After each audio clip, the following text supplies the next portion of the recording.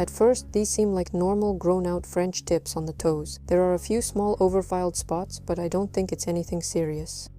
The coating is a bit thick, and that's actually where the whole secret lies, or rather, the surprise that's waiting for us at the end. Let's take a closer look. Well, basically, the nails have been worn for about 3 weeks, give or take. And the client's complaint is that she has onycholysis under the coating, but she took care of it. She really tried to keep it clean. Well, now we're going to remove the old coating and see how bad it is, or maybe it's actually fine. Well, of course, it's already clear that things aren't good there because you can see the onycholysis. By the way, if there are any newcomers here, I'll explain for now. Onycholysis is simply the separation of the nail from the nail bed.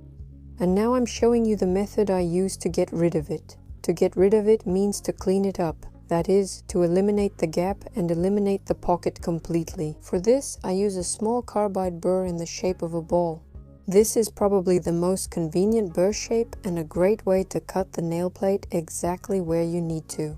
Well, after cutting, of course, I'll need cutting tools, and they need to be very sharp so that the nail plate doesn't bend when being trimmed. And indeed, just as the client said, this is a very clean, well-kept case of onycholysis because she carefully cleaned out all the dirt from there for about 2 months. Yes, before that she applied a coating directly on it. But clients are clients, they always want to look beautiful, and during sandal season, of course, stories like this often happen.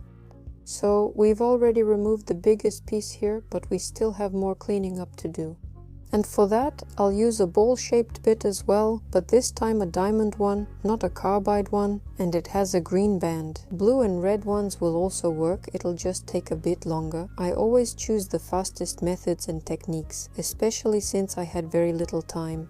And to be honest, we didn't even do a full pedicure. The goal was to remove the coating, trim the nails, and at least clean up the onycholysis a little bit. Here, I'm still using the same nippers. By the way, these are ingrown toenail nippers. I always use nip-on nippers, and I'm absolutely 100% confident in them.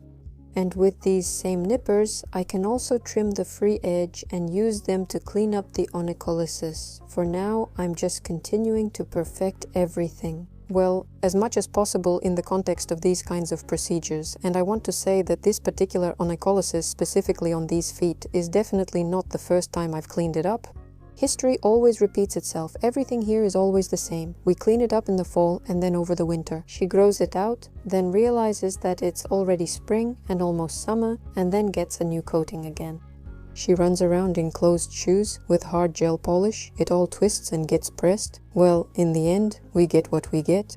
I know for sure that everything will grow back here, but to soften and improve the situation, of course, as always, I suggest using the simplest oil for home care. In my case, the most basic one would be oil from Domex. I often choose this Domex line because it's effective and affordable. I think it's actually the perfect option, and clients always like it too. So, we've cleaned everything out from under the nails, and now it's time for moisturizing.